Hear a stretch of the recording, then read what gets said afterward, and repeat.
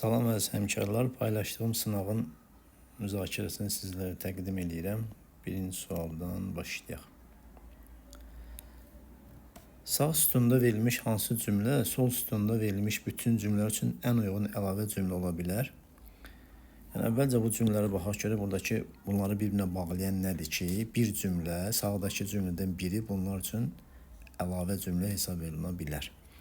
Müəllim cavabımı dinlədikdən sonra bir müddət sustu. Qardaşım mənə tərəf baxıb dərhal gözlərini yayındırdı.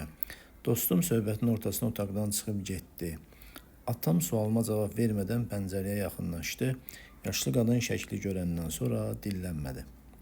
Ümumiyyətlə, bura fikir versəz görürük ki, bu cümlə üçün ortaq bir dənə xüsusiyyət var. Hər hansı bir hadisəyə və ya vəziyyətə verilən reaksiyalar təsvir olunub. Məsələn, müəllimin cavabını dinlədikdən sonra bir müddət susması, yəni sözlə ifadə olunmayan səssiz reaksiyadır. Qardaşım mənə tərəf baxıb dərhal gözlərini yayındırdı. Burada da bədən dili ilə verilən reaksiya var, gözlərini yayındırmaq. Dostum söhbətin ortasına otaqdan çıxıb getdi. Yəni hərəkət nümayiş etdirilən reaksiya var burada. Atam sualıma cavab vermədən pəncərəyə yaxınlaşdı. Yenə burada hərəkətlə bağlıdır. Yaşlı qadın şəkli görəndən sonra dillənmədi. Burada da sükutla verilən reaksiyadır. Yəni, burada ümumiyyətlə bu cümlələr üçün ortaq cəhət biz müəyyən bir hadisəyə və ya vəziyyətə verdiyi reaksiya kimi düşünə bilərik. Bunları bu şəkildə qəbul edə bilərik. İndi gəlin görək, sağ tərəfdən hansı bunların hamısı üçün bu reaksiyanı ümumiləşdirə bilər və onlarla əlavə cümlə ola bilər. İnsanı bəzən həm deyilən, həm də deyilməyən fikir narahat edir. Bax, burada tutaq ki, deyilməyən fikirlə bağlaya bilərik bəzi cümlələri. Məsəl üçün, birinci cümləni, son cümləni bağlayaq. Amma deyilən fikirlə bağlayanmaraq. Düzdür? Yəni, bu fikir, məsələn, tutaq ki, bununla necə bağlaya bilərik? Qardaşım mənə tərəf baxıb dərhal gözlərini yayındırdı. Dostum söhbətin orada otaqdan çıxıb getdi.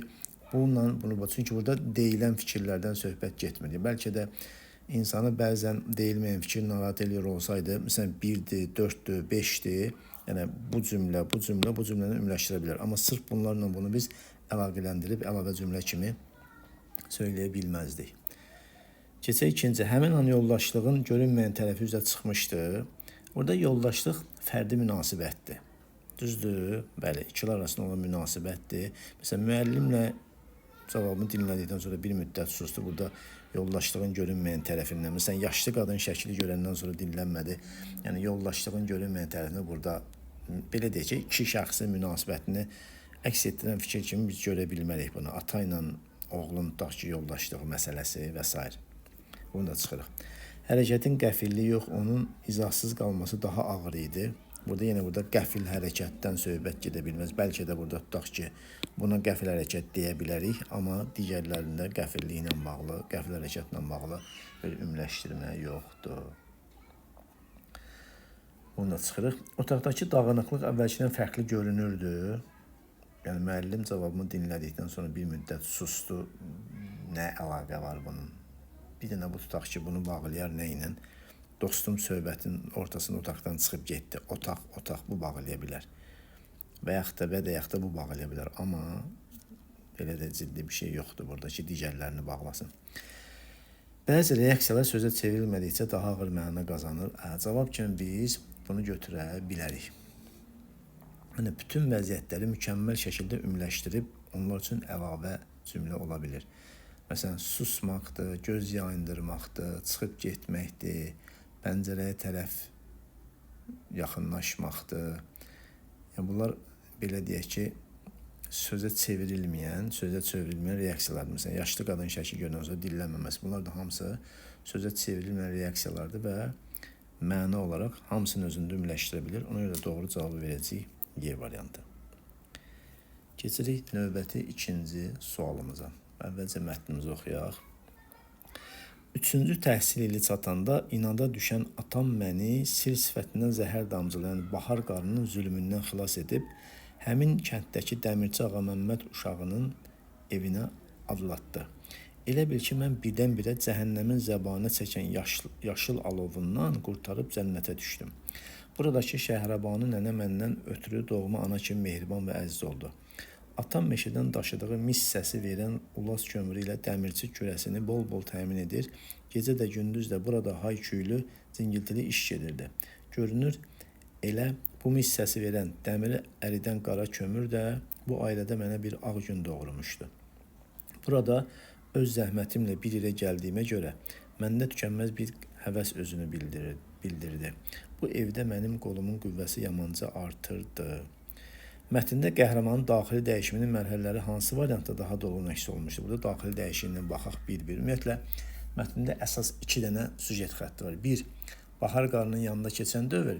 İkinci dövrdə bu Dəmirçi Ağamədin uşağının evinə keçən dövr. Düzdürmü? Məsələn, birinci dövrdə zülm çəkir, mühiti cəhənnəmin yaşıl alovu kimi təsvir edir. Yəni, burada ciddi psixoloji təzyiq və sıxıntı var. Amma digərinə keçəndə isə orada nə deyir? Bura cənnətdir. Şəhrəban nənə ona doğma ana kimi qayğı göstərir. Burada qəbul olunma var, qayğı var deyə bilərik bunu. Sonra qəhrəman buradan da bax zəhmət. Bu evdə mənim qolumun qüvvəsi yamanca artırdı. Yəni öz zəhmətimlə bir yerə gəldiyimə görə, hətta fikir verin burada da deyirik. Öz zəhmətimlə bir yerə gəldiyimə görə məndə tükənməz bir həvəs özünü bildirdi. Burada artıq həvəs var, daxili güc var, özünə dəyər var, möhkəmlik var və s. və s. İndi burada da deyir ki, daxili dəyişiminin mərhələləri. Söhbət daxili dəyişimdən nədir? Gedir. İndi bir-bir baxaq görə bu da nədir? Məsələn, davamlı mənəvi sıxıntının yaratdığı daxili qapanma.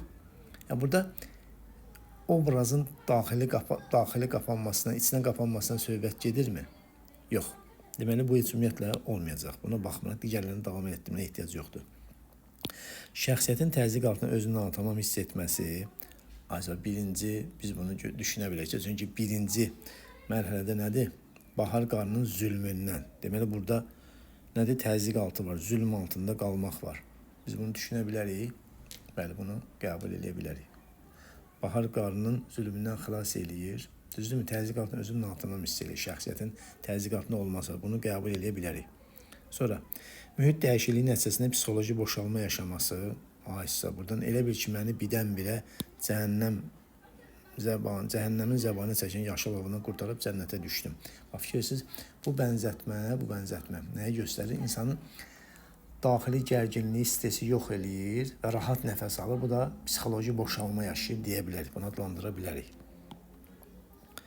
Qayğı və qəbul olunma fonunda özünə dəyər duyğusunun bərpası, o nənənin buna doğma ana kimi yanaşması və bunu bu şəkildə və özünün sevildiyini və dəyərli olduğunu anlayır, bunu belə qəbul edə bilər. Özünə dəyər duyğusunun bərpası, zəhmət sayəsində daxili möhkəmin üzə çıxması, burada öz zəhmətimlə bir yerə gəldiyimə görə məndə tükənməz bir həvəs özünü bildirirdi. Bu evdə mənim olmanın qüvvəsi yamanca artırdı, bunu da düşünə bilərik. Bizim doğru cavabımız olacaq B variantı. Digər bəndə baxaq da C variantı. Burada deyir ki, xarici sərtliyin doğurduğu qorxu və itaət davranışı. Məsəl üçün, bunu biz səhv kimi düşünəcəyik. Niyə? Burada çünki qəhrəmanın qorxudan kimisə itaət etdiyi vurğulanmır. Sadəcə onun zülmünün altında olduğunu göstərir. Yəni, əzab edib, zülm eləyib, düzdürmü? Deməli, bunu qorxu və itaət davranışının göstərildiyini görmürük burada. Təhlükəsizlik mühitində emosional bağlılığın yaranması, bu olsa da, bu ola bilər də, amma bunu biz görmürük, onu götürmürük. Kollektiv münasibətlər daxilində öz yerini müəyyənləşdirilməsi, kollektiv münasibətdən burada söhbət gedirmi? Ona görə də bunu qoyduq qırağa. Mənəvi təcridin yaratdığı daxili narahatlıq. Yəni, burada hardansa təcrid olunma yoxdur. Yenə dedim ki, burada zülmdən söhbət gedir. Düzdür, tək qoyulmuyub. Yəni, ki, kimdənsə bunu yoldaşlarından ayırmayıblar və s. Burada sadəcə zülmdən söhbət getdiyi üçün bunu da götürmürük. Psixoloji baskının formalaşdırdığı gizli müqavimət hissi. Məsələn, psixoloji baskının formalaşdırdığı gizli müqavimət hissi. Yəni, bu, belə deyək ki, bunun intiqam hissi zatı falan göstərirmi? Mətndə elə bir şey yoxdur ki, bu bahar qarıya müqavimət göstərir. Nə eləyir? Belə bir xüsusiyyət olduğunu görmürük. Doğru cavab zaten B variantı dedik. İndi gəlirik növbəti sualda deyir, hansı cümlədə işlənmiş köməkçi nitq səsi amonim məna tanısı əvəz olunsa cümlənin sintax təhlil sxemi dəyişər. Gəlin görək, bir-bir baxaq görək bu sualımızın cavabı nə olacaq. Mən bu münasibətdə atama hörməti hiss etdim. Nisbətən sakitləşdim, ancaq bu an müəllimin gülüşlə birgə səsini eşitdim. Burada. Biz burada müəllimin gülüş və birgə səsini və yaxud da gülüş ilə birgə səsini eşitdim. Yəni bunu biz dəyişsək məsəl üçün. Gülüş ilə birgə. Burada qoşmadır, düzdür? Bunu biz və kimi düşünsək nə olacaq? Müəllimin səsini olduğuna görə bu birləşmənin içərisindədir. Bunu dəyişsək belə yenə sintaktik eşitdim nəyi? Müəllimin səsini. Bunu sintaktik təliminə təsir edəcək? Xeyr. Çünki bu söz birləşməsinin içərisindədir. Bunu dəyişsək yenə heç bir təhlillə əlaqəsi yoxdur. Yenə burada da başqa bir şey yoxdur. Keçirik B variantı. Gözlərim sol divarın dibində birinci partada oturmuş uzun oğlan istehza ilə qıyılmış gözləri. Oğlanın gözləri ilə qarşılaşdı. Düzdür? Burada ilənin tutaq ki, bu parçalanmayacaq. Yenə söz yuxarıdakı kimidir. İləni də biz tutaq ki, qoşmadır. Və ilə əvəz eləyə bilməliyik, ilə ilə əvəz eləyənməliyik və s. Deməli, bunda heç bir təsir olmayacaq onun. Mənim əvvəlki təəssüratımla bugünkü təəssüratımın təzadlı. Bax, mənim təəssüratım bugünkü təəssüratımın təzadlı olmağının müxtəlif səbəbləri vardır. Burada da söz birləşməsinin içərisindədir. 5-ci ilə adlayanda atam və qohumlarım gördülər. Belə haykülü dəmçixanada dərs hazırlamaqla uğurlu olmaq çətindir. Dərs hazırlamaqla uğurlu olmaq, bu bir yerdə tutaq ki, bunu məsdər tərkibi kimi düşünsəz, düzdürmü? Dərs hazırlamaqla uğurlu olmaq, tutaq ki, bu formada düşünsək, bunu qoşma kimi düşünsək. İndi bunu qoşmanın amonimlarının bağlayıcısı kimi düşünək. Dərs hazırlamaq və uğurlu olmaq çətindir. Bu olacaq həmciz mübtədalar. Əvvəlki vəziyyətdə olacaq dərs hazırlamaqla uğurlu olmaq. Məsdər tərkibi, belə haykülü dəmçixanada dərs hazırlamaq uğurlu olmaq. Bu formada olacaq məsdər tərkibi. Düzdürmü? Və mübtəda. Amma biz bunu tutaq ki, amonim məna tayının sinonimi ilə əvəz eləsək, dərs hazırlamaq və uğurlu olmaq olacaq həmciz mübtədalar. Cavabımız olur D variantı. Evə qaydanda, çay içib qaymaqla çörək yeyəndə də, bütün günü qahbacada quruldalananda da qəriblik hissindən yaxa qurtara bilmədim. Burada da bunu nə qədər dəyişsək də, sintaktik təhlildə ciddi dəyişiklik görməliyik. Cavab oldu D variantı. Keçirik 4-cü suala. Görək 4-cü sualda cavabımız nə olacaq? Əvvəlcə mətni oxuyaq, görək mətndə nə deyir, sonra onun izahına baxaq və görək cavab hansıdır. Daha açıq göz rənginə malik insanlar günəş işığından qoruyan irisdə, iris gözün belə deyək ki, rəngli təbəqəsidir. Daha az pigmentə malik olduqları üçün işığa daha həssas olsalar da, göz rənginin görmə kəskinliyi kimi görmə keyfiyyətinə birbaşa təsir etdiyinə dair çox az dəlil var. Bununla belə, qara gözlü insanların reaktiv tipli tapşırıqlarda daha yaxşı bacarıq göstərdiklərini göstərən bir araşdırmalar var ki, bu da onların daha yaxşı reaksiya vaxtlarına sahib ola biləcəyini göstərir. Alimlərin fikrincə, bu nəticələri yoxlamaq üçün daha çox tədqiqata ehtiyac var. Lakin onlar sübut etmişlər ki, açıq göz rənglərinə sahib olan insanlar qəhvəyi və ya qara gözlərə nisbətən qaranlıqda obyektləri daha yaxşı görə bilirlər. Bu fenomen xromatoforlarla, yəni tərkibində pigment olan hüceyrələrlə əlaqələndirilir. Bu təcrübədə bəzi sürücülər qəfil maneələri daha sürətlə reaksiya verir, lakin eyni şəxslər zəif işıqda obyektləri seçməkdə üstünlük göstərmirlər. Görmə zəifliyi isə aşkarlanmayıb. Mətnə əsasən insanların göz rənglərinin fərqinin ən uyğun izahı hansıdır? Bir baxaq görə. A variantına deyir ki, vizual üstünlük yaradan xüsusiyyətlər bütün şəraitlərdə eyni nəticə yaratmaya bilər. Diqqətli oluruq. Burada üstünlük təşkil eləyir, düzdürmü? Burada üstünlük təşkil eləyir, amma burada görürsünüz ki, üstünlük təşkil etmir. Deməli, biz deyə bilərik ki, mətndə göstərir ki, eyni xüsusiyyət müxtəlif şəraitlərdə fərqli nəticələr verə bilər. Yəni, tünd gözlü insanların reaksiya tapşırıqlarında üstünlük göstərə bilməsi onların qaranlıqda da üstün olacağını göstərmir və ya əksinə. Açıq gözlü insanların daha belə üstün olması, amma burada görür ki, eyni şəkildə zəif işıqda bunu üstün, belə deyək ki, sərgiləyə bilmirlər. Deməli cavabımız nə olacaq? Vizual üstünlük yaradan xüsusiyyətlər bütün şəraitlərdə eyni nəticə yaratmaya bilər. Yəni bir sahədə müşahidə olunan üstünlük digər sahəyə avtomatik şəkildə keçmir. Cavabımız olacaq A variantı. Məsələn, B-də deyir ki, işığa uyğunlaşma səviyyəsi reaksiya tapşırıqlarının nəticəsinə birbaşa təsir göstərir. Mətndə yəni işığa uyğunlaşma ilə reaksiya arasında səbəb-nəticə əlaqəsi göstərilmir. Görmə keyfiyyətini müəyyən edən xüsusiyyətlər insanlarda bənzər şəkildə paylanır. Mətndə bu görmə ilə bağlı xüsusiyyətlər baxımından fərqləndiyi vurğulayır, oxşarlığını deyil. Yəni fərqlənməni vurğulayır, oxşarlığı nədir? Vurğulamır. Deməli, bunu qoyduq qırağa. Qaranlıq mühitdə obyekt seçilməsi əsasən təcrübə nəticəsində formalaşır. Mətndə belə yox. Bu göz rəngi və pigmentlərlə əlaqələndirilir. Təcrübə ilə əlaqələndirilmir. Reaksiya fərqlərinin əsas səbəbi görmə həssaslığındakı dəyişiklik hesab olunur. Məsələn, mətndə belə bir şey göstərilirmi? Xeyr, yəni bunun görmə həssaslığı olması mətndə demək ki, sübut da edilmir. Yəni belə də heç göstərilmir. Bunu da vurğuladıq. 5-ci sual. İt sahibi gələndən bəri bizim tərəflərimizə hərlənməmişdir. Cümləsi ilə bağlı ən dəqiq fikirləri müəyyənləşir. Müəyyən şəxsi sadə cümlədir. Bəli, bütün hallarda bu müəyyən şəxsi sadə cümlədir. Doğru. Bir ilə başlayanları saxlayırsınız, yerdə qalan çıxırıq. Cümlə üzərindən ikisi söz birləşməsinə ifadə olunur. Bax, yadda saxlayaq ki, məsələn, nə etmişdi? Hərlənməmişdi. Nə? İt. Nə zaman? Sahibi gələndən bəri. Bizim tərəflərimizə də, bəli, bu da parçalanmayan üçüncü nöqtəyinin söz birləşməsi. Deməli, bu da doğrudur. Bunu bu şəkildə düşünsək də, məsələn, it sahibini də söz birləşməsi, mübtəda kimi düşünsək də yenə söz birləşməsi olacaq bütün hallarda. Bu hər zaman söz birləşməsi qalır. Bunlar da dəyişdikcə ola bilir. 1-2, buna çıxdıq. İndi gəlir 3-ə. Fərqləndirilən sözdən mənsubiyyət şəhidcə çıxarılsa, müstəqil cümləz olar. Xeyr. Baxın, bizim tərəflər mənsubiyyət olmasa da parçalanmayacaq. Məsələn, bizim tərəflərimiz də parçalanmır, bizim tərəflər də bu cümlədə parçalanmır. Deməli, bu səhvdir. İki söz arasında vergül artırsa, bütün sözlərin eks mənə malik olur. Burada. Bəri sözü qoşmadır. Amma biz buna vergül qoysaq, bu bunun əlavəsi olacaq. Bəri, bura, bizim tərəflərimizə, bu da doğru fikir olacaq.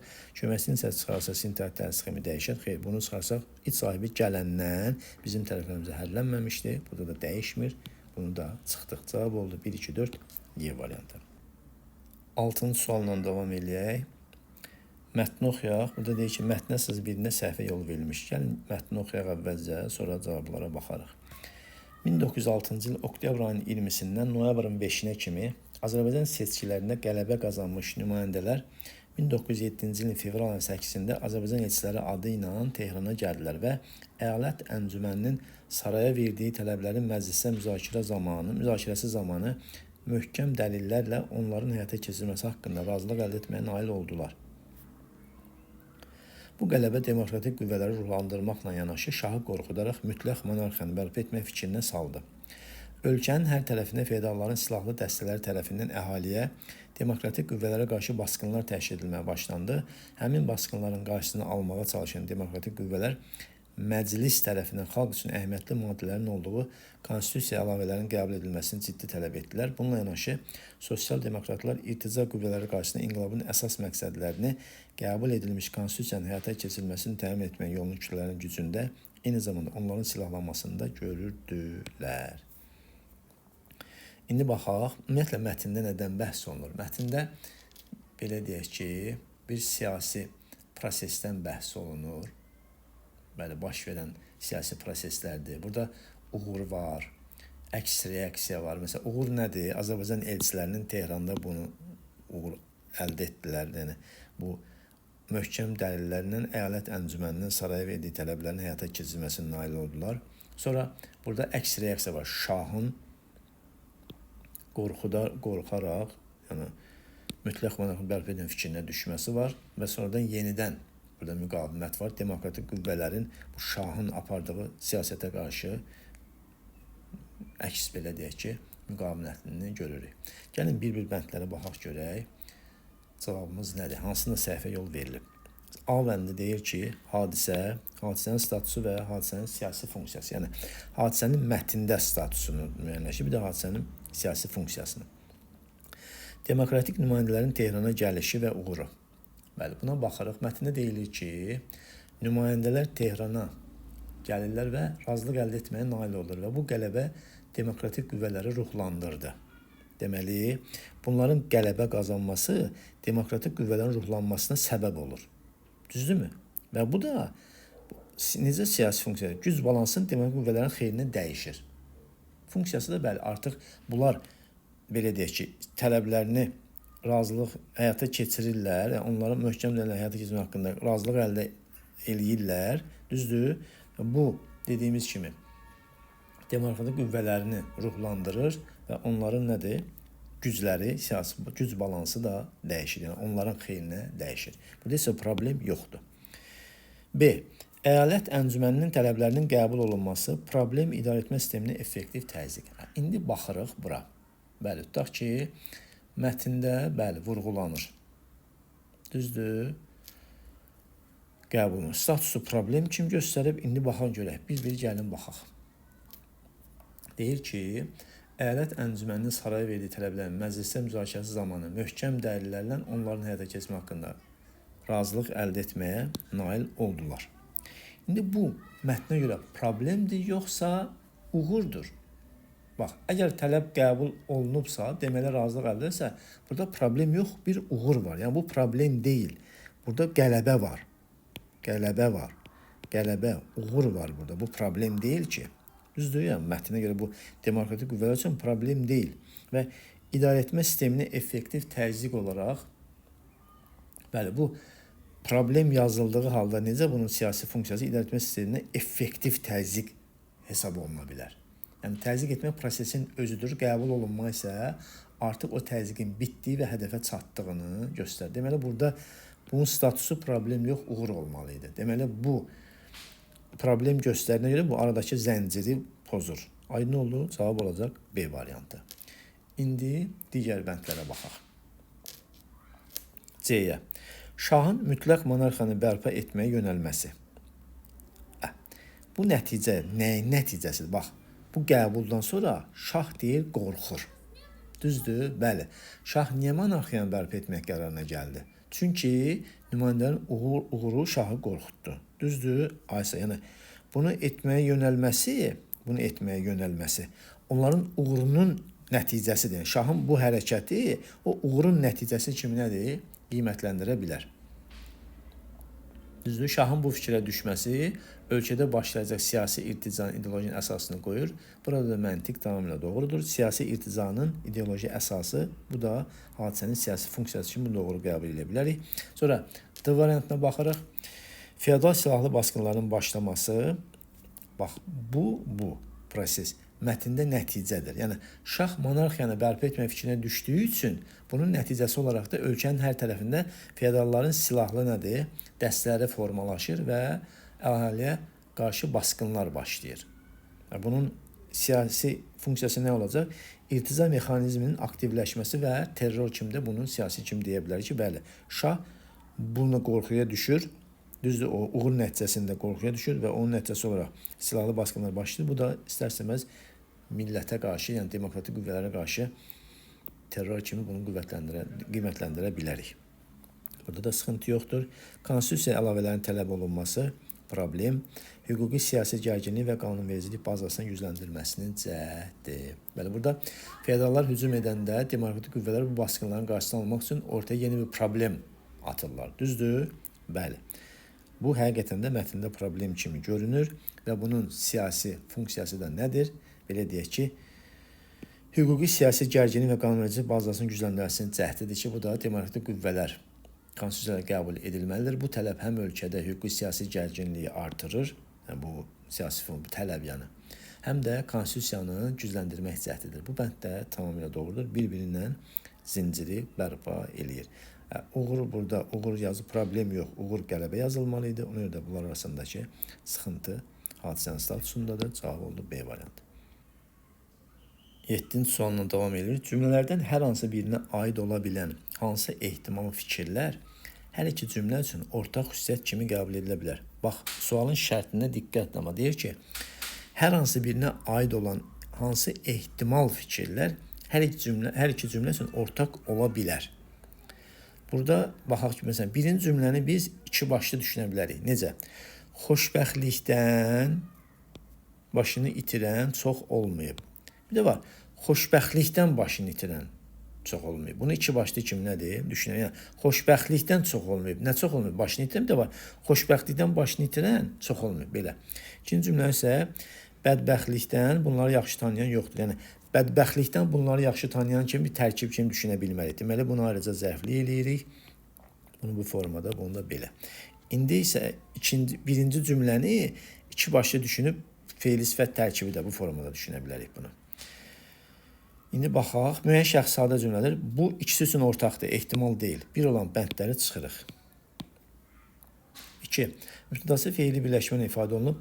Bax, biz bunu birinci cümlə üçün ehtimal kimi düşünə bilərik. Düzdürmü? Bunu ehtimal kimi düşünəndə ikinci cümləyə də ortaq olur. Bəli, ortaq olur. Deməli, cavabımız 2 ilə başlayacaq. Yəni, bax, siz 3-ə də baxmırıq. Çünki cavabımızda 3 olmadığı üçün, bax, imtahanda, əsas imtahanda vaxt qazanmaq üçün bunlardan istifadə edin, bu üsullardan istifadə edin. 3 cümlə özündən ibarət hesab edilə bilər. Gördüyümüz kimi, bunu xoşbəxtliklərini ayrıca səbəb zərfliyi kimi düşünsək, bu ehtimal olur və ikinci cümlə üçün ortaq sayıla bilər, qəbul etdik.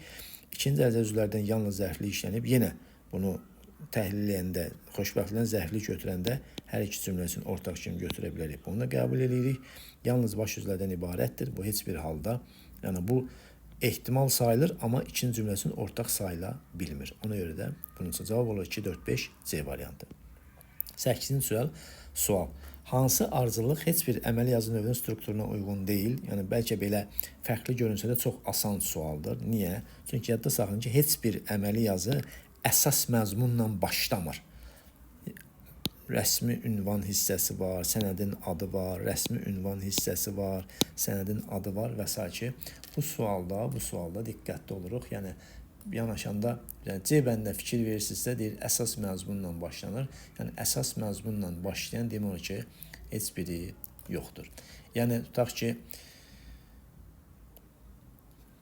ərizədir, tutaq ki, məsələn, arayışdır, məktubdur, bu kimi vəliyyətdə bunların hamısının rəsmi ünvan hissəsi, sənədin adı var, başlıq var, düzdür. Bunları vurğuluyuruq. Bunların hamısında özünə məxsus tutaq ki, var. Məsələn, sonda bəli, təsdiq var, imza var. Yəni, bir çox əməli yazılarda bu ardıcılığı görə bilərik. Amma əsas məzmun mətnindən başlanan elə bir əməli yazı yoxdur ki, onun strukturuna uyğun gəlsin. Keçirik. Nəyə? 9-cu suala. Yenə mətn verilib.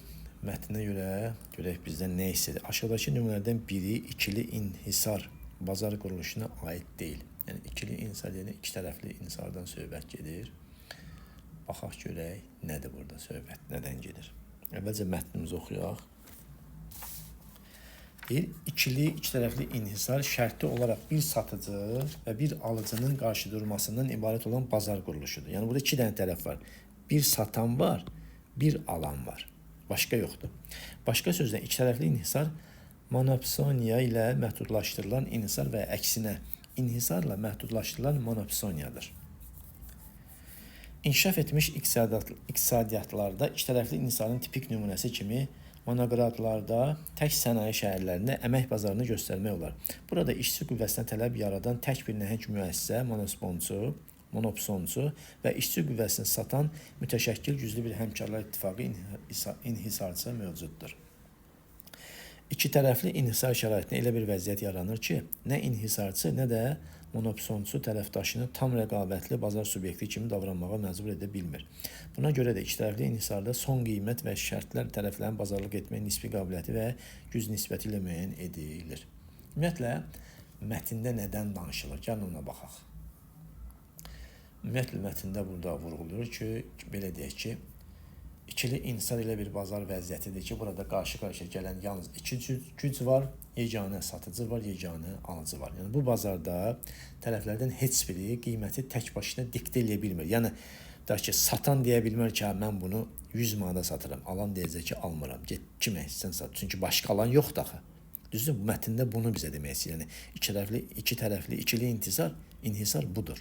Yəni, bir satan var, bir alan var. Yəni, nə bu istədiyini eləyə bilir, nə bu istədiyini eləyə bilir. Deməli, burada nə var? Qarşılıqlı, yəni bir-birindən asılı ortaq nöqtədə müəyyənləşir bunların nəticəsi. sualda bizə nə deyir? Aşağıdakı nümunələrdən biri ikili inhisar bazar quruluşuna aid deyil. İndi gəlin bir-bir baxaq görək. Bunların hansı buna aid deyil. Ondan sonra cavabımızı müəyyənləşdirə bilərik.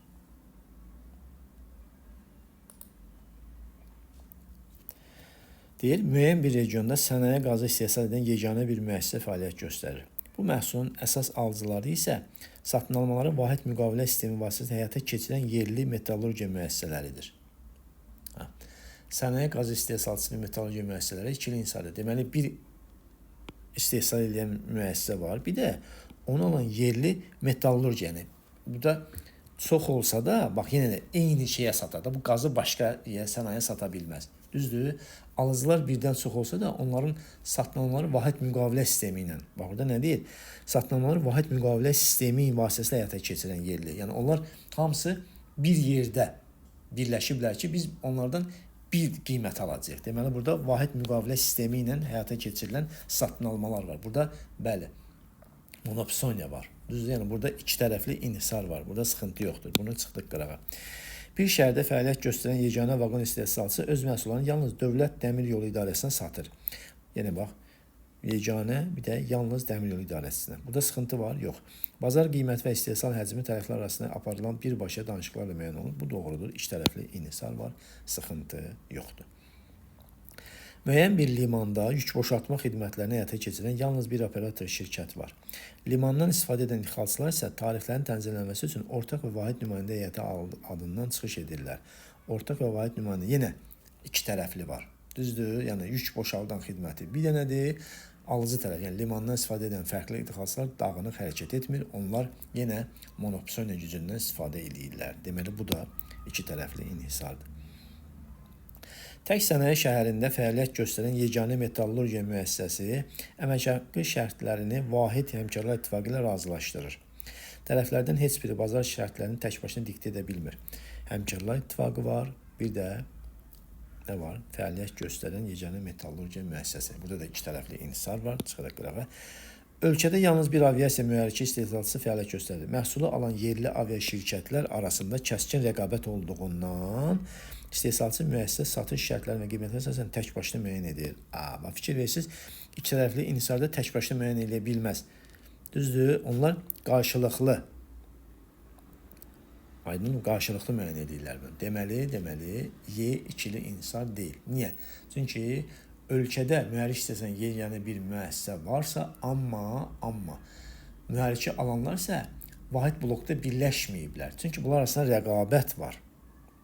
Aydın oldu, bunlar arasında rəqabət var.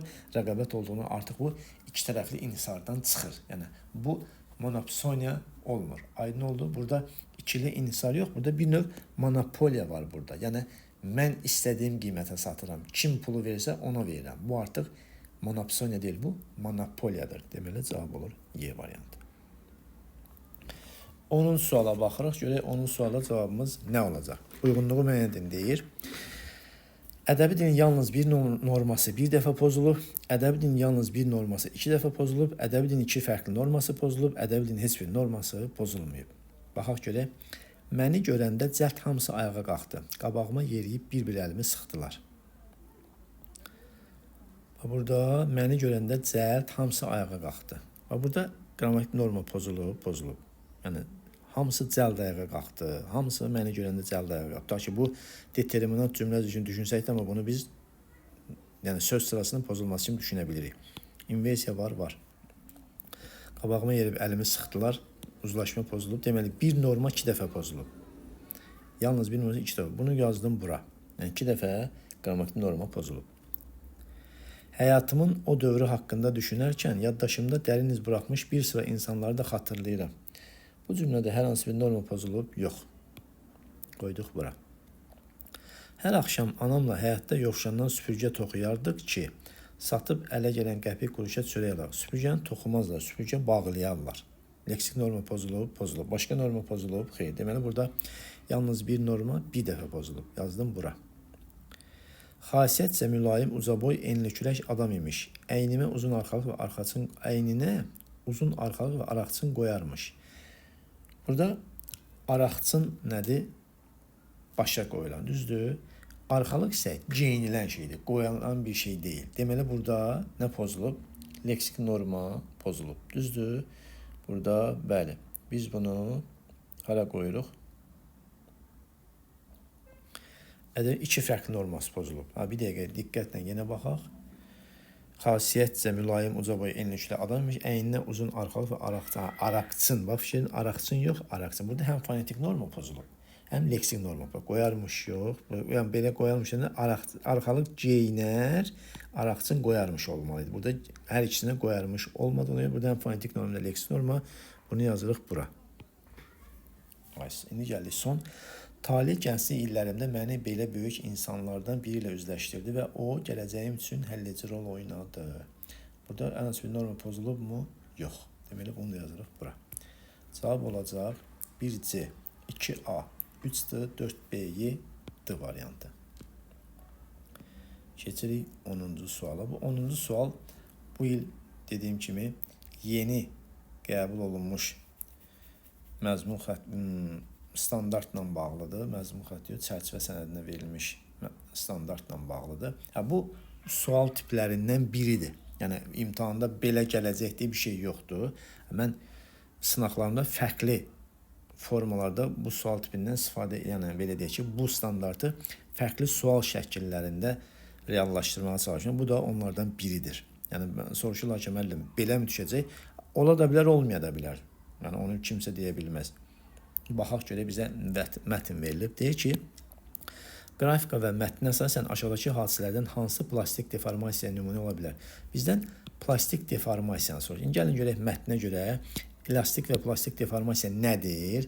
Və bu verilənlərin içərisində biz bunu seçməliyik. Baxın, plastik deformasiyanın nümunə seçməliyik. Mətni oxuyaq əvvəlcə. Xarici qüvvənin təsiri altında cisimlərin forma və ölçülərinin dəyişməsinə deformasiya deyilir. Bəli, deformasiya dəyişikliyidir. Deformasiya xarakterinə görə iki əsas qrupa bölünür. Bir, elastik deformasiya. Xarici qüvvənin təsiri kəsildikdən sonra cismin öz əvvəlki forma və ölçülərini tamamilə bərpa etməsi halında. Elastiklik, yəni belə deyək ki, o yumşaq bir şey əzirsən, yenidən özünə qayıdır. Məsəl üçün, o yayları da dartırsan, yenə qayıdır öz yerinə və s. Prujin deyək də, onu dartırsan, yenə qayıdır öz yerinə. Bu elastik deformasiya. Yəni, elastik deformasiya ki, nəyisə əyirsənsə öz yerinə qayıdırsa, deməli nədir? Bu elastik deformasiyadır. Plastik deformasiya isə xarici qüvvə kəsildikdən sonra cismin öz əvvəlki formasını bərpa edə bilməyib qalıcı dəyişikliyə uğraması hadisədir. Məsələn, plastilini düşünürsünüz, istədiyiniz formaya salırsınız, o formada qalır. Bu plastik deformasiyadır. Amma elastik deformasiya, yəni rezini götürürsünüz də, əyirsiniz, yenə qayıdır öz yerinə nədir? Düşməsinə. Bu formada bunu belə qəbul edirik. İndi gəlin ki, tətbiq olunan qüvvə maddənin plastiklik həddini aşdıqda isə qrafikdə X ilə göstərilən qırılma nöqtəsi baş verir. Yəni plastik deformasiyada hardan əyilirsə qırılma oradan nədir? Baş verir. İndi gəlin biz həm qrafikə, həm də mətnə əsasən görək. Plastik deformasiya hansı nümunə ola bilir? Bax, dartılmış yayın qüvvə kəsildikdən sonra əvvəlki formasını bərpa etməsi, bəli, bax, əvvəlki formasını bərpa etməsi, demək əvvəlkinə qayıdır. Elastikdir bu. Elastik deformasiyadır. Rezin cismin sıxıldıqdan sonra əvvəlki vəziyyətinə yenidən qayıda bilməsi elastik deformasiyadır. Alüminium telin əyildikdən sonra dəyişmiş formasını qoruyub saxlaması. Bax, fikir verirsiniz, qayıtmır yerinə. Dəyişmiş formasını qoruyub saxlaması. Deməli, bu plastik deformasiyadır. Yəni, əyilib belə də qalır. Düzdür? Metal yayın sıxılmadan sonra ilkin ölçüsünün yenidən bərpa etməsi yay. Bəli, prujin yay. Yenə bu elastikdir. Şüşə qabının zərbə təsirindən sonraki əvvəlki vəziyyətin yerinə alması ümumiyyətlə səhvdir. Bu heç birinə. Çünki bu qırılır, dağılır, tökülür. Bu heç birinə aid deyil. Gördüyümüz kimi ABD elastik deformasiya aiddir. C isə plastik deformasiya aiddir. Cavab olur C variantı. Hansı cümlələrdə xüsusiləşmiş cümlə özü işlənməyib? Vergül kərəsi buraxılıb. Ümumiyyətlə, xüsusiləşmələr bilirsiniz də. Cümlədəki məna yükünü xüsusi nəzərə çarpdırmaq üçün, yəni vergüllə, intonasiya fərqləndirilən üzvlərdə əsasən daha çox tamamlıqla zərflik xüsusiləşir. Bir də bəzən də təyin də aid olduğu üzvdən əvvəl yox, sonra işləndikdə xüsusiləşə bilir. İndi baxaq görək. İlk imperialist fırtınası şəhərdəki bütün kişilər apardı və əksəriyyətini şişə salda geri qaytardı. Burada xüsusiləşmiş üzv yoxdur. Ailəmizdə olan bütün nəvələrin içində ən çox Orxan dürüstlükdə babasına bənzəyirdi. Dürüstlükdə sözü xüsləşmiş tamamlıq kimi götürə bilərik. Burada xüsləşmə var. Tədbirdə uşaqlardan çox valideynlərin həvəslə hazırlaşması müəllimin məsuliyyətini artırırdı. Tədbirdə uşaqlardan çox valideynlərin həvəslə hazırlaşması əslər tərkibidir. Burada xüsləşmə söz birləşməsinin içərisindədir. Yəni müstəqil cümlə üzrü deyil. İşlənməyib. Sənədlərin içərisində diplomla bərabər köhnə iş yerində təhsil yazdığının arayış da var idi. Burada da yenə zəfli, belə deyək ki, tamamlığın xüsləşməsi var. Daha doğrusu dəqiqləşdirici xüsləşmiş üz var. Burada yəni xüsləşmə yenə var, sayılır. Bunu da qəbul edirik. Pəncərələr gölə açılan 2 otaqlı mənzilin əvəzinə verilən ev. Bax, burada fikir edin. Burada da yenə xüsləşmə var, tamamlığın xüsləşməsi. Amma söz birləşməsinin içərisindədir. Yəni 2 otaqlı mənzilin əvəzinə verilən o fiili sifət tərkibinin içərisində olur. Buna xüsləşməni götürmürük. Yəni üzv kimi götürmürük. 2 ilə 4-ü çıxırıq, cavab olur 1, 3, 5, C var. Burada xüsləşmələr yoxdur. 13-cü sual, nümunə ilə bağlı yanlış fikirləri müəyyən edin. Paylaşılan PDF-də bu sualda sıxıntı var. Yəni, o paylaşılan PDF-dəki bu sual səhvdir. Bu sualın düzgün versiyası bu formadadır. Bunu belə izah edirəm. 22 iyun gecəsindən Vətən müharibəsinin başlanmasından 4 ay keçsə də, artan vergilər, tank pulları, kişilərin səfərbərliyə alınması cəmaatın əksəriyyətini, o cümlədən bizi də kasıblatmışdı. Buradakı baş cümlə aid fikirlərdir, buradakılar budaq cümlə aid fikirlərdir. Burada hər ikisinə aid ortaq fikirlər olmalı. Bizdən yanlış fikirlər istəyir. Yəni görə verilənlərin hansı yanlışdır? Bax, budaq cümlə bura qədərdir. Qarşılıq güzəşt budaq cümləsi. Bu da baş cümlədir. Bura budaq deyirik, burada baş cümlə deyirik. Dəqiqləşdirici xüsləşmiş üzv işlənib. Bəli, burada cəmaatın əksəriyyətini, o cümlədən bizi sözü bu cümlə üzvünün tamamlığın xüsləşmiş üzvüdür. Bu doğrudur. Eyni cümlə üzvünün ifadə vasitələri fərqlidir. Baxın, vergilər, tank pulları, həmzə mübtədaları da eyni düzdür.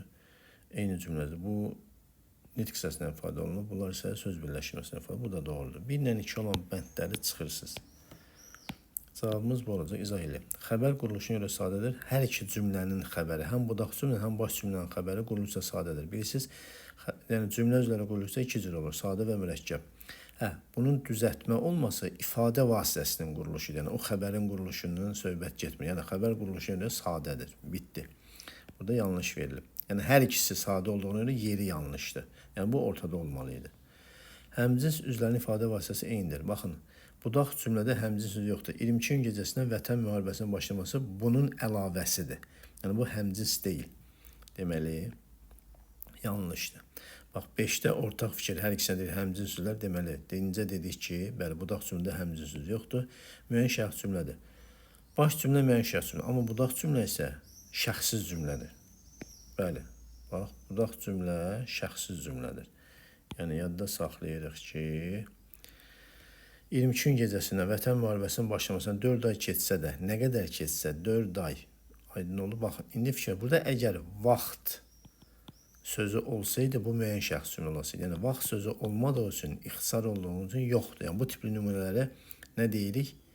Şəxsiz cümlə deyirik. Yəni, yadda saxlayırıq ki, bu cümlədə vaxt olmadığı üçün keçməkdir, qalmaq tipli sözlərdə, yəni mübtəda ixtisar olunarsa, baxın, yəni onun bərpasını düşünməyəcəksiniz. Aydın oldu mu? Yəni, bu cümlə şəxsiz cümlə deyəcəksiniz. Deməli, bu da səhvdir.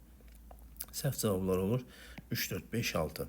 Yenə xatırladıram, bu sual, yəni paylaşılan PDF-də səhvdir, amma burada izah olunan versiyası doğrudur. Yəni, cavab olur D variantı. 14-cü suala baxırıq, görək 14-cü sualda cavabımız nə olacaq? Mətindir, yenə mətni oxuyuruq. Çöküntülərin sıxlaşması diagenez və katogenezdə çöküntülərin qalınlığının azalmasıdır. Çöküntülərin sıxlaşması prosesi çöküntülərin həcm çəkisinin artması ilə müşahidə olunur. Gilli, alevertili və qumlu gilli çöküntülərin sıxlaşma qabiliyyəti daha yüksəkdir. Və mollyuska qabıqlarının və liliyənlərin hərəkət izlərinin basılıb yastılaşması və sıxlaşması kimi əlamətlərə görə asanlıqla aşkar edilir.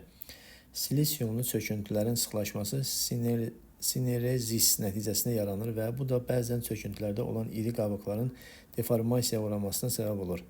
Karbonat suxurlarda yenidən kristallaşma ilə müşahidə edilən sürətli daşlaşma prosesi getdiyinə görə sıxlaşma qabiliyyəti ən aşağı olur. Çöküntülərin sıxlaşması onların kimyəvi və mineral tərkibinin dəyişməsi ilə müşahidə olunur. Ümumi məzmun və faktlar arası əlaqələr nəzərə alındıqda mətndəki əsas fikri daha dolğun ifadə edən bənd hansıdır? Gəlin görək, bu sualın cavabı hansıdır? Çöküntülərdə müşahidə olunan sıxlaşma fərqləri onların tərkib və struktur xüsusiyyətlərindən bağlı dəyişir. Baxın, mətndə müxtəlif çöküntü növlərinin sıxlaşma qabiliyyətinin fərqli olduğunu göstərilir. Və bu fərqləri onların tərkibi, quruluşu, daşlaşma xüsusiyyətləri, sıxlığı ilə əlaqələndirilir. Buna görə mətnin ümumi məzmununu ən geniş şəkildə ifadə edən cavab hansı olur? Bax, bu olur. Digər bəndlərə baxaq. Deyir ki, geoloji mərhələlərdə baş verən struktur dəyişmələrin əsas hissəsi karbonat suxurlarda tamamlanır. Mətndə karbonat suxurları yalnız bir nümunə kimi təqdim olunur və mətndə struktur dəyişikliklərinin əsas hissəsi məhz onunla tamamlandığı deyilmir. Mətndə belə bir fikir yoxdur. Mineral və kimyəvi dəyişikliklərin intensivliyi çöküntülərin fiziki sıxlaşma dərəcəsi müəyyənləşdirir. Mətndə bu haqda belə deyək ki, kimyəvi və mineral dəyişikliklərin sıxlaşma müşahidə olunduğu bildirilir, lakin onların sıxlaşma dərəcəsini müəyyən edən əsas amil olduğunu demir. Yəni müəyyənləşdirdiyini demir orada. Deməli, bunda çıxdım. Çöküntülərin deformasiya xüsusiyyətləri əsasən onların daxilindəki biogen qalıqlardan asılı olur. Yəni bu deformasiya belə asıllıq mətndə varmı? Xeyr. Sadəcə onun sıxlaşmasını aşkar etməyə kömək edən əlamət kimi verilir. Düzdürmü? Və aşkar edilir. Bax burada. Bununla bağlı deyilir, amma demir ki, bunun səbəbi budur. Ondan asılıdır. Diagenez və katagenez prosesləri müxtəlif çöküntülərdə oxşar struktur nəticələri formalaşdırır.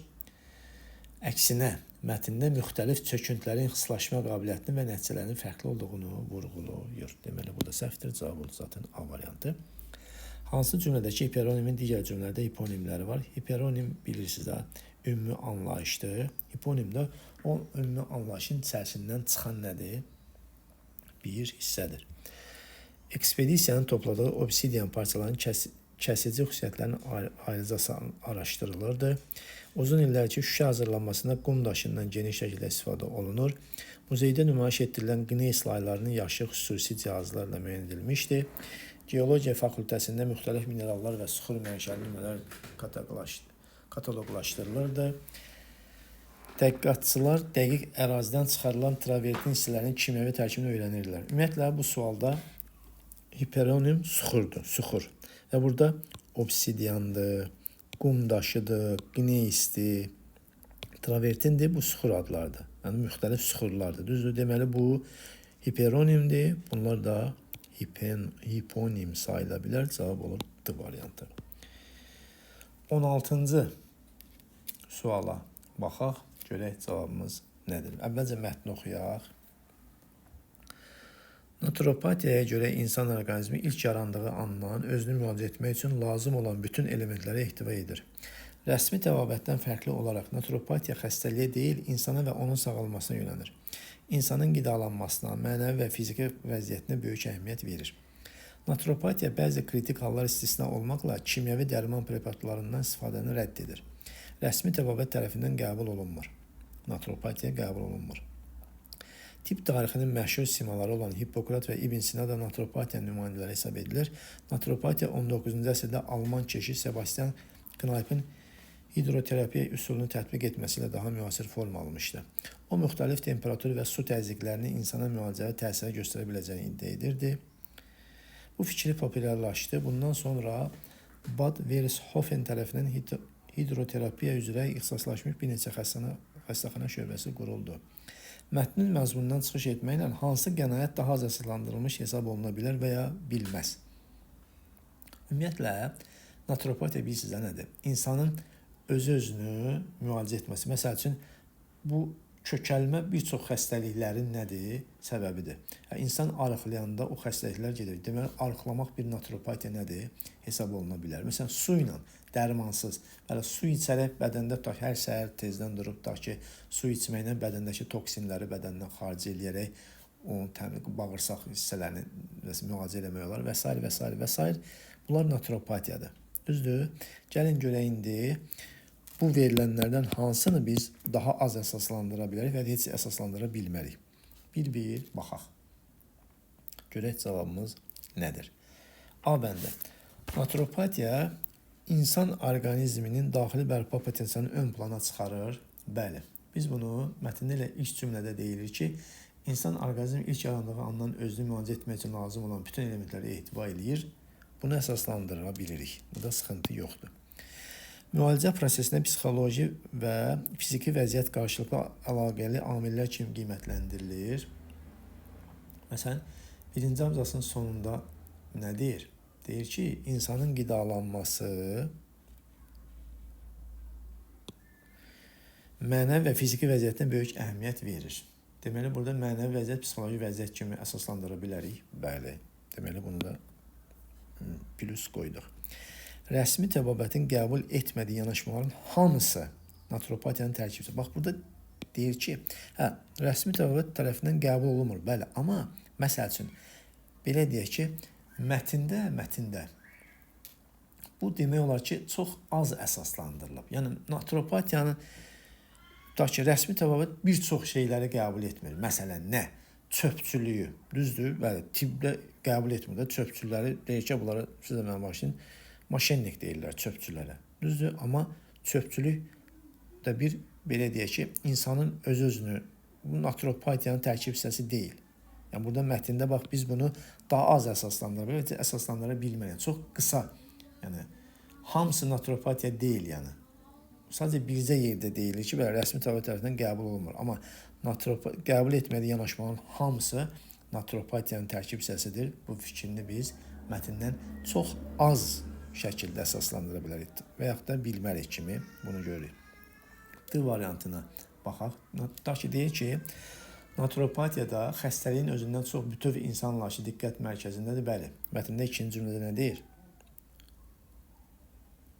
İkinci cümləyə fikir verin. Deyir ki, naturopatiya rəsmi təbabətdən fərqli olaraq xəstəliyə deyil, insana və onun sağalmasına yönəlir.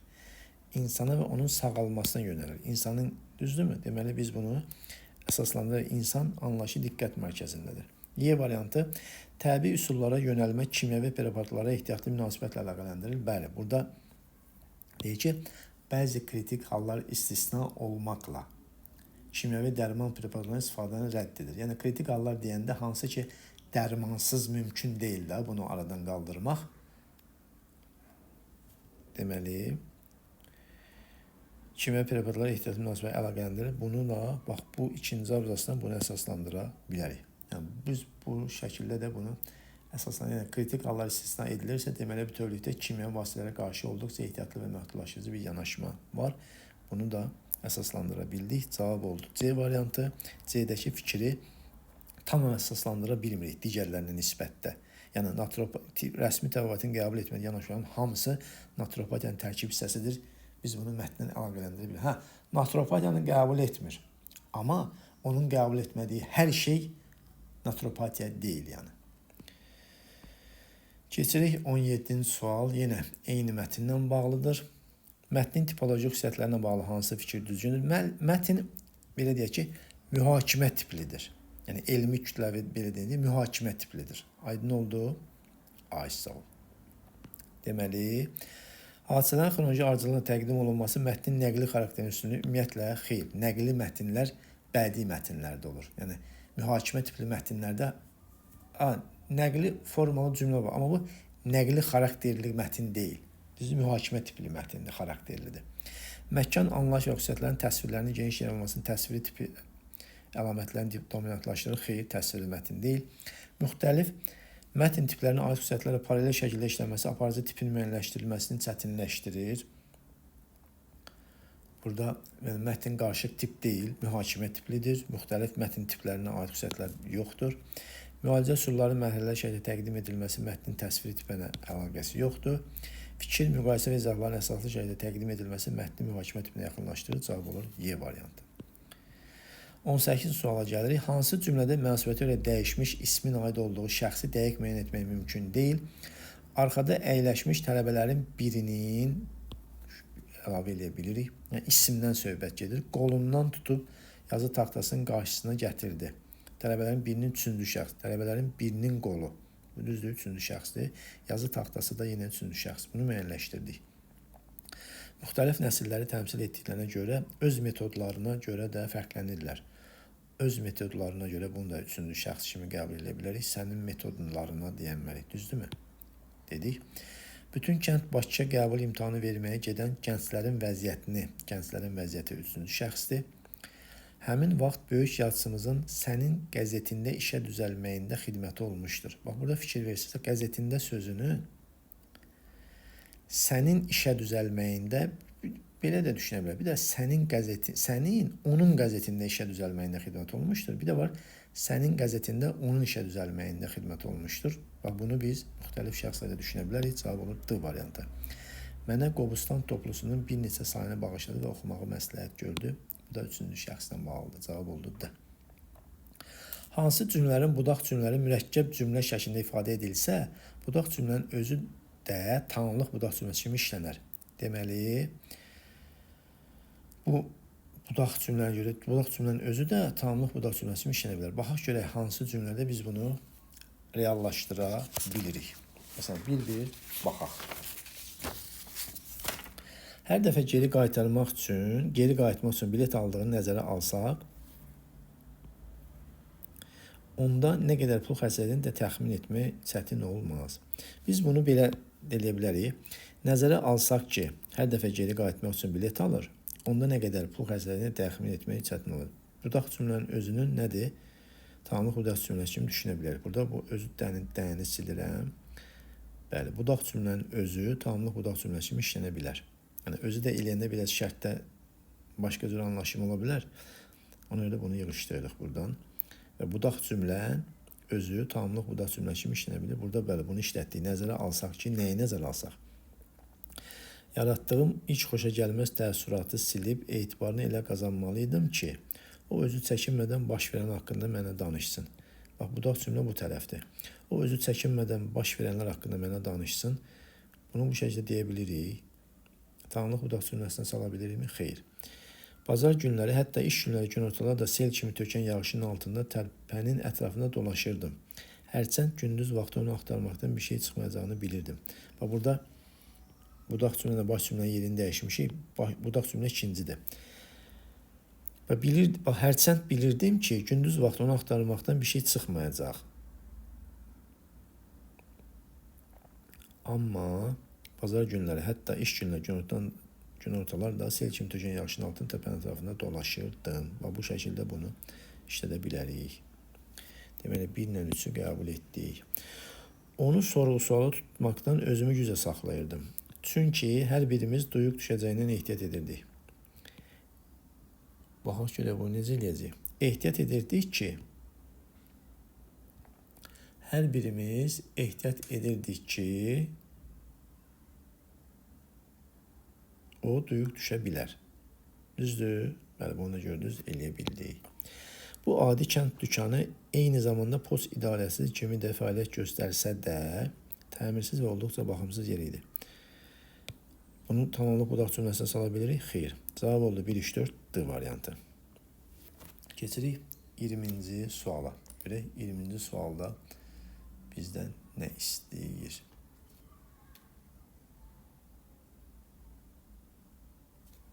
Oxuyaq. Qədim şəhər dövlətlərinin formalaşması çox vaxt təbii mühitin imkanları ilə insan əməyinin təşkilatlanması arasında yaranan balansın nəticəsi kimi ortaya çıxırdı. Çay vadilərində yerləşən məskənlərdə suvarma kanallarının çəkilməsi təkcə kənd təsərrüfatını deyil, həm də sosial iyerarxiyanın formalaşmasını sürətləndirirdi. Əmək bölgüsünün dərinləşməsi nəticəsində idarəedici təbəqə ilə istehsalçı kütlə arasında məsafə getdikcə artırdı. Yazının yaranması iqtisadi və inzibati proseslərin qeydiyyatını asanlaşdırsa da, eyni zamanda bilik üzərində nəzarətin mərkəzləşməsinə şərait yaradırdı. Şəhər müdafiə sistemlərinin gücləndirilməsi və hərbi təşkilatlanma isə daimi təhlükə hissinin dövlət strukturlarını müəyyən etdiyini göstərir. Ticarət yolları mədəni əlaqələri genişləndirsə də, bu əlaqələr bəzən rəqabət və münaqişələrlə müşahidə olunurdu.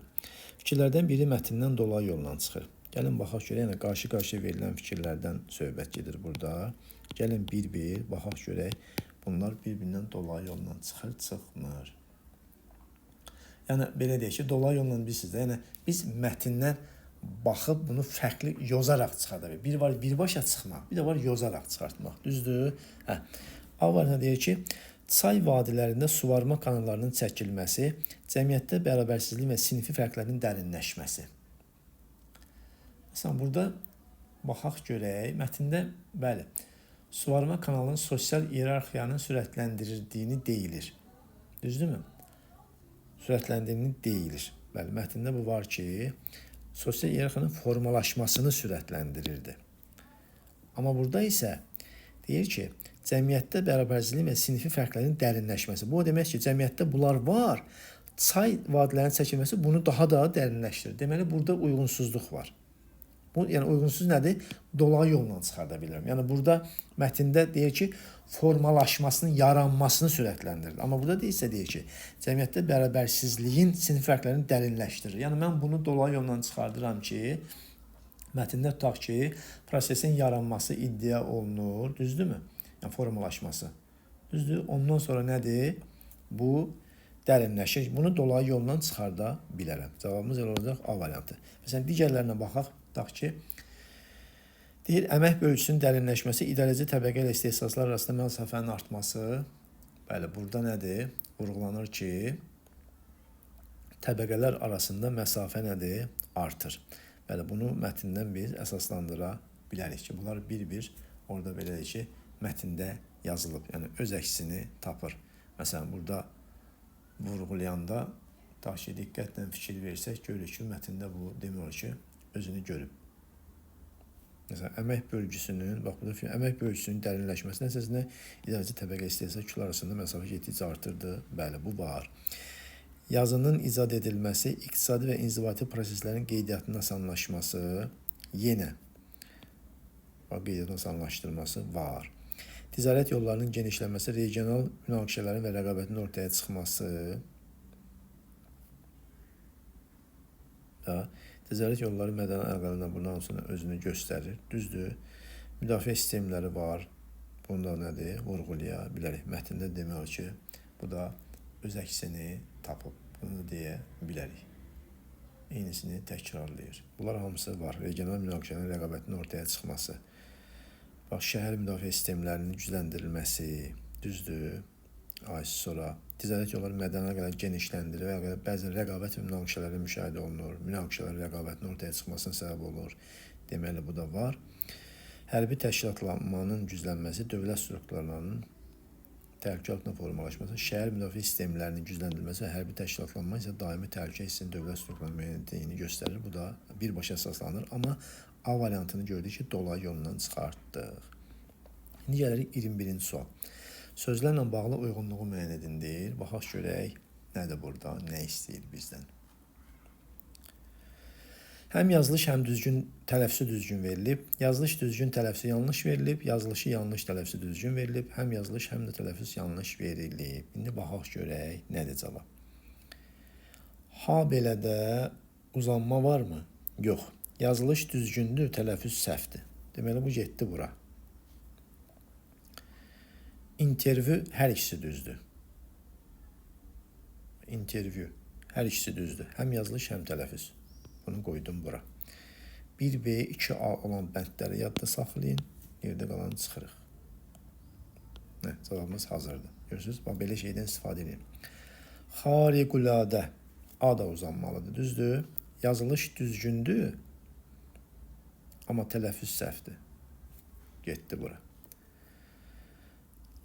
Hakerdik. Yox, hakerlikdir bu. Hakerdir. Haker yox, haker. Deməli, bunun həm yazılışı, həm də tələffüzü səhvdir. Həm yazılış, həm də tələffüz səhvdir. Bu getdi bura. Koordinator.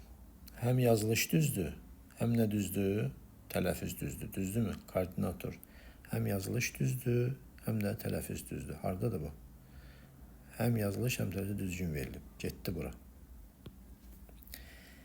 Qisim, yox, qisimdir. Yazılışı səhv, tələffüzü düzgündür. Arada da yazılışı səhv, tələffüzü düzgün verilib. Bu da getdi bura.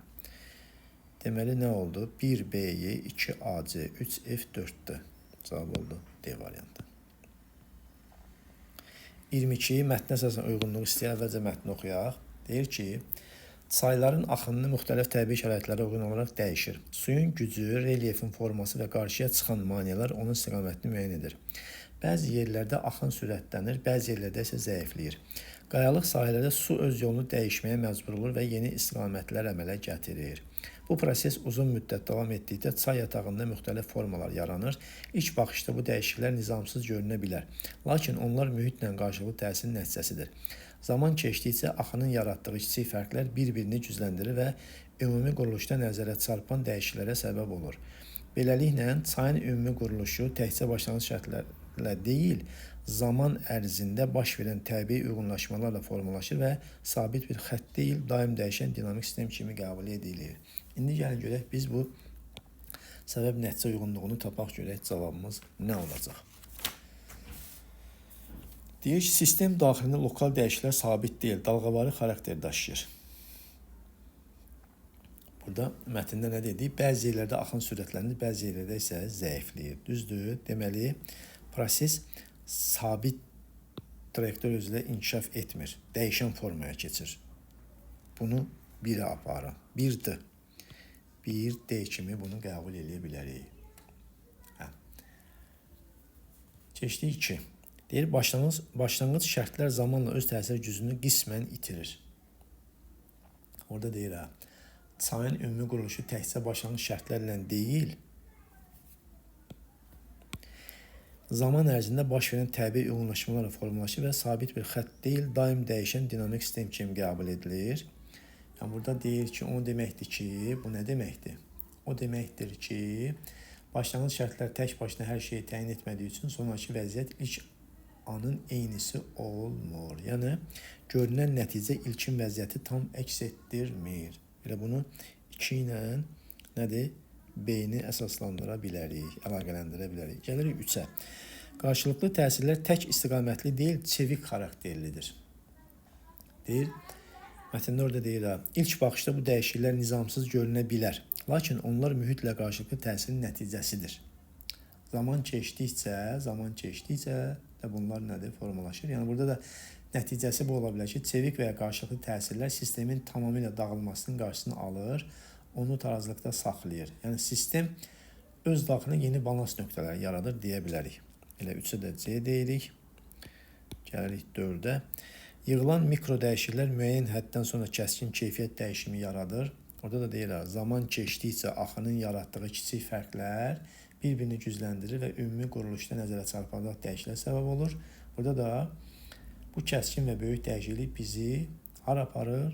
Nəticənin xətti deyil, çox qatlı struktur kimi formalaşmasına aparır. Yəni, kiçik fərqlərin birləşib ümumi quruluşu dəyişməsi çox qatlı bir struktur formalaşdırmasına gətirib çıxarır ki, bunu da A deyə bilərik. Cavab olur 1D, 2B, 3C, 4A, A variantı. Keçirik 23-cü suala, yenə mətni oxuyaq. Mətndə deyir ki, aşağıdakılardan hansı mətnin məntiqi strukturuna uyğun olaraq 3-cü cümlədən sonra yerləşdirsə, mətnin ideya axını pozulmaz. Əvvəlcə mətni oxuyaq. İnsan çox vaxt özünü dəyişməz bir bütöv kimi qəbul etsə də, davranışları bunun əksini göstərir. Müxtəlif şəraitlərdə fərqli reaksiyalar verməsi mənliyin çox qatlı quruluşa malik olduğunu göstərir. Bu səbəbdən şəxsiyyəti sabit obyekt deyil, davamlı formalaşan proses kimi dəyərləndirmək daha məqsədə uyğundur. Lakin burada bir paradoks yaranır. Əgər mənlik daim dəyişirsə, insan özü necə eyni şəxs hesab edir?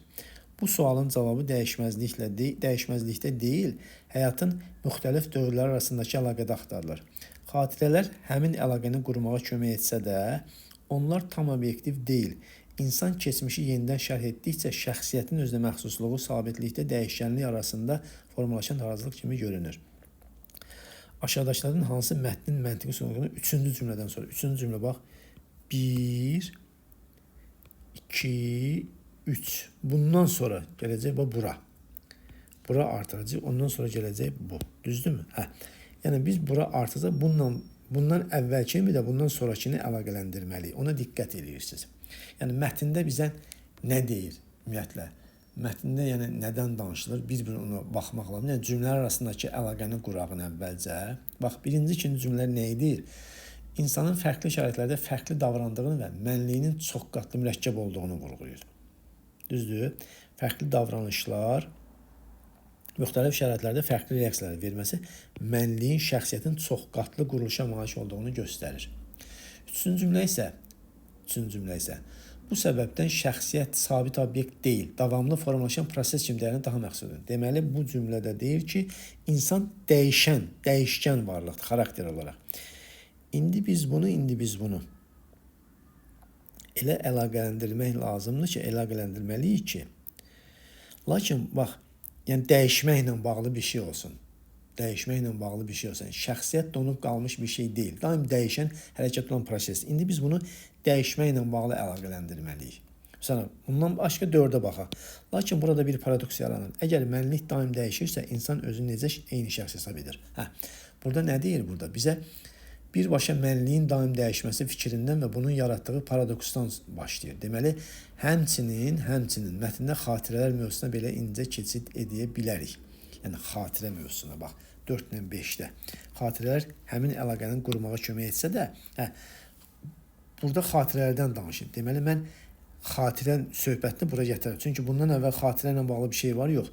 Mən bura gətirib xatirəni də bağlı. Həm dəyişməni ora qoymalıyam, həm də xatirəni qoymalıyam. İndi gəlin görək, bu hər ikisini özündə ehtiva edən 3-cü, 4-cü cümlə hansıdır? Bir baxaq.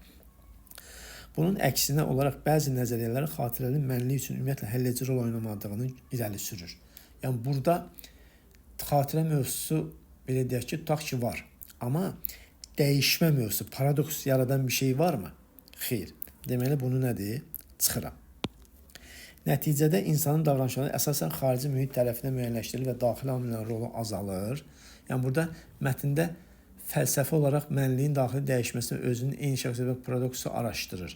Mövzu xarici mühitin davranışının təsirindən bəhs etmir. Orada psixoloji, daxili dəyişməkdən söhbət gedir.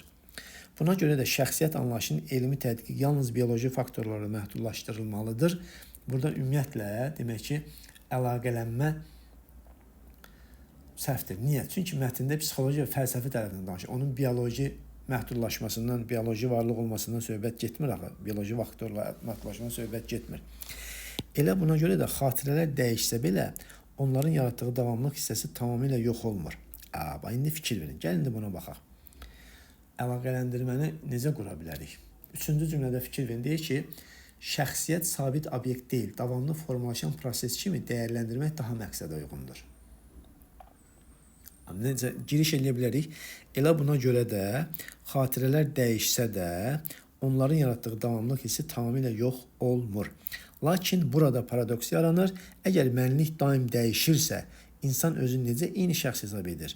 Bu sualın cavabı dəyişməzlikdə deyil, həyatda müxtəlif arasında əlaqədə axtarılır. Xatirələr həmin əlaqəni qurmağa kömək etsə də, onlar tam obyektiv deyil. Deməli, bax, xatirə ilə də bağlaya bilirik. Cavabımız olacaq D variantı. Beləliklə, keçmiş hadisələrin dəqiq bərpası insanın özünü dərk etməsi üçün yeganə şərtə çevrilir. Lakin burada bir paradoks yaranır. Burada da bu əlaqələnmə səhvdir. Niyə? Mətnin sonunda deyilir ki, xatirələr obyektiv deyil. Yəni, keçmişi dəqiq bərpa etmək onsuz da mümkün deyil. Yəni, bu mətnin məzmununa ziddir. Cavab oldu D variantı. Gəlirik 24-cü sual. 24-cü sualda nə deyir? Deyir ki, mən həbsxanada düz 5 ay o döşəyin üstündə yatdım. Cümləsində olması ehtimal edilən cümlə üzvünün işləndiyi cümlələri müəyyən edin. Bax, burada nə etdim? Yatdım. Kim? Mən. Harada? Həbsxanada. Yer zərfliyi. Nə qədər? Düz, belə, düzü qoyaq da bura. 5 ay. Döşəyin üstündə, bax, yer zərfliyi kimdə düşünə bilərik? Döşəyin.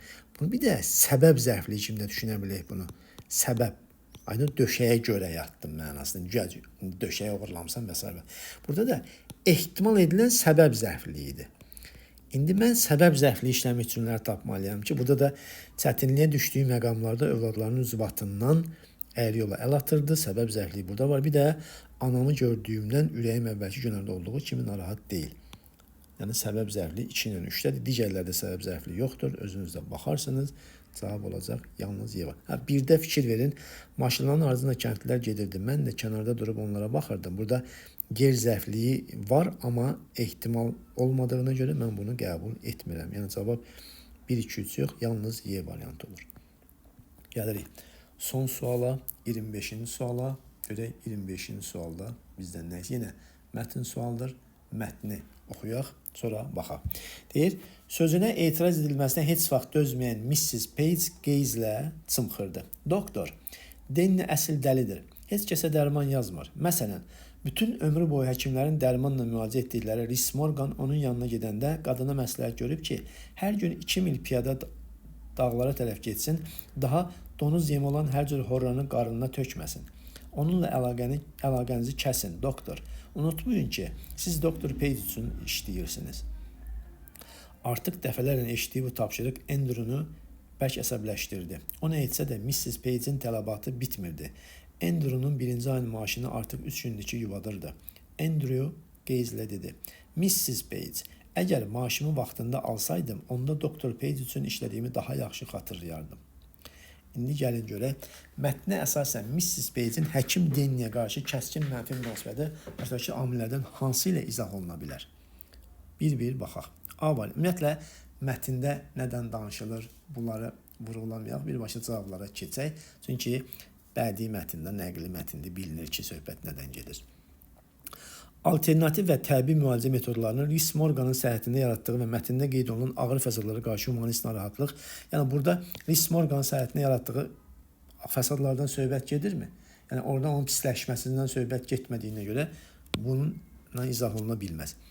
Tibbi fəaliyyətin effektivliyini elmi nəticələrlə deyil, subyektiv baxış bucağı və vərdiş olunmuş stereotiplərlə qiymətləndirməkdən doğan qərəz. Cavab olacaq bu variant. Yəni, bu Mrs. Page hər zaman nədir? Tibbi yollarla müalicə aparıb da, dərman falan filan.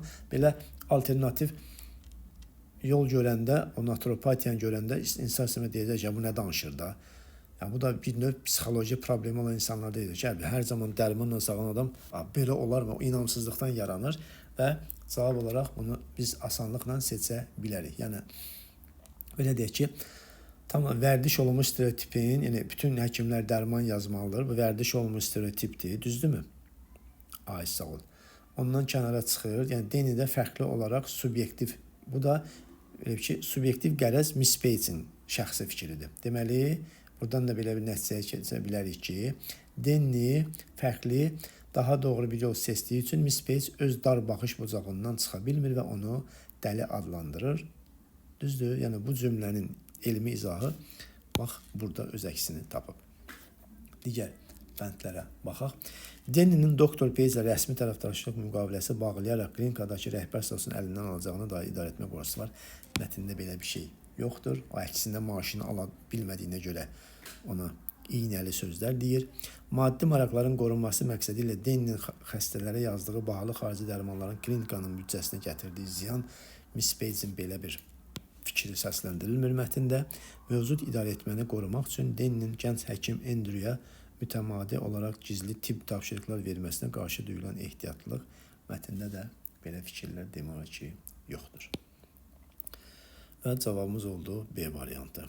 Bəli, əziz həmkarlar, bu sınavın izahını yekunlaşdırdıq. İnşallah sizlər üçün faydalı olmuşdur. Əgər faydalı olubsa, bu izahı, paylaşımı bəyənməyinizi xahiş edirəm. Sağ olun, növbəti sınaqlarda görüşmək ümidi ilə.